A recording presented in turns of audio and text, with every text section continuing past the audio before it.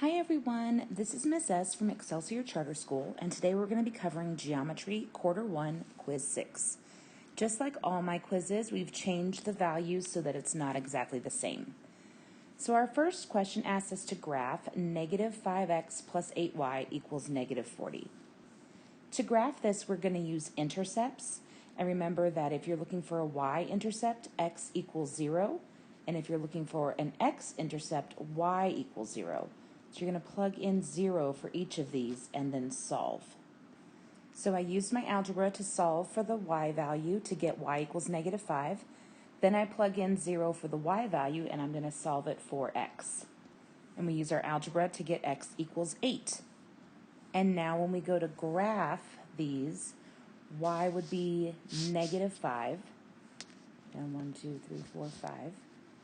And x would be positive 8. 1, 2, 3, 4, 5, 6, 7, 8. And then you can draw a line between those 2 points. And that's how you do question 1. For question 2, they want us to write an equation in slope-intercept form of the line through those 2 points. So the first thing we have to do is find the slope between those 2 points. So we can use our slope equation here, and then I'm going to take the points and plug them in. And then we use algebra to solve. Remember that negative negatives are always positives, so we have 7 over 10. Now we can use this slope and either of the points to create an equation in point-slope form.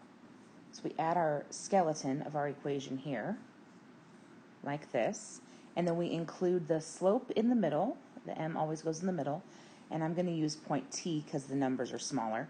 And remember that your point would need to change sides and signs. So the negative 1 would go to the back and become positive 1. The positive 1 would go to the front and become negative 1.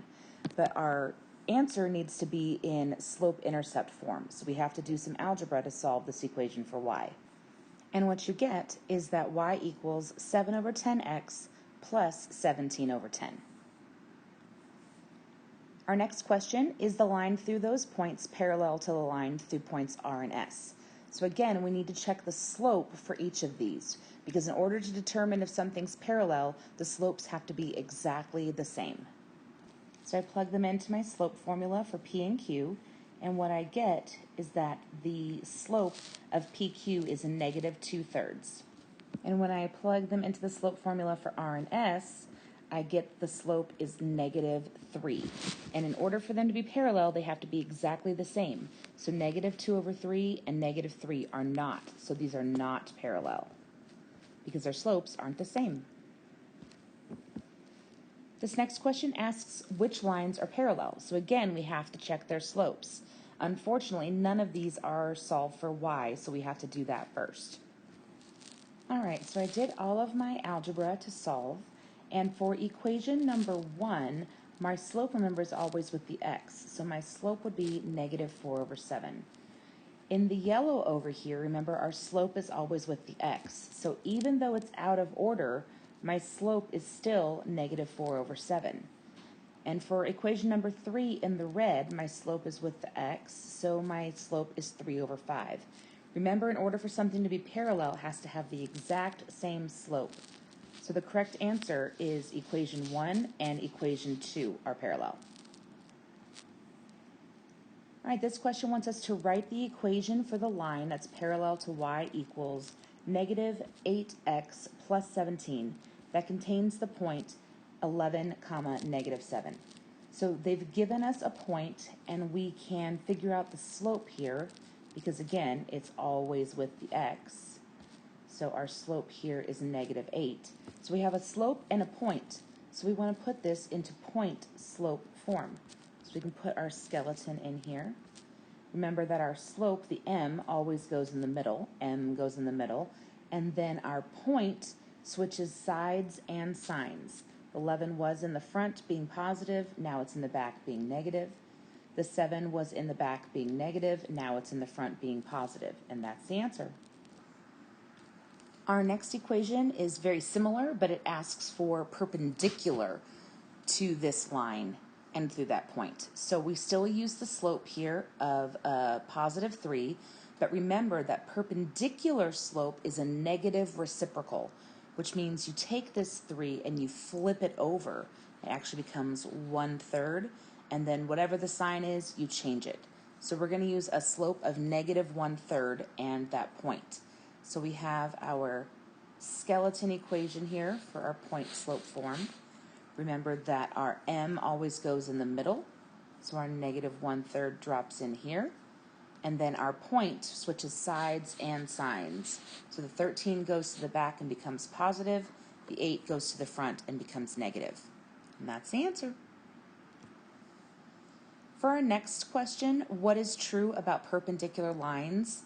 The thing that's true about the slope of perpendicular lines is that they're negative reciprocals. And negative reciprocals would be like 2/3 and flip it over 3/2 and change its sign. And if you multiply these two together or get the product of them, look, the 3's cross out and the 2's cross out, and you're always left with a -1. The next question wants to know if these lines are perpendicular. So again, we're going to have to compare the slopes. Our first equation is in slope-intercept form, so we know the slope is with the x. So the first slope is -2, but we can't do the second equation until we solve it for y. So we subtract 6x from both sides and then divide everything by 6. And we get y equals -1x plus 3. And you can also say just -x plus 3. But our slope is -1. And -1 and -2 are not exactly the same, which would make them parallel, nor are they negative reciprocals of each other. So these are not perpendicular. And our last question here wants you to construct a line that is perpendicular to the given line through a given point. If you watched the video and did your construction from the lesson earlier this week, you'll know how to do this. You do need a compass, which obviously I can't show you one of those on here. I don't have one of those. But what you do is you put the point of the compass here on point C, and you make an arc along both sides of line AB, and you have those intersections.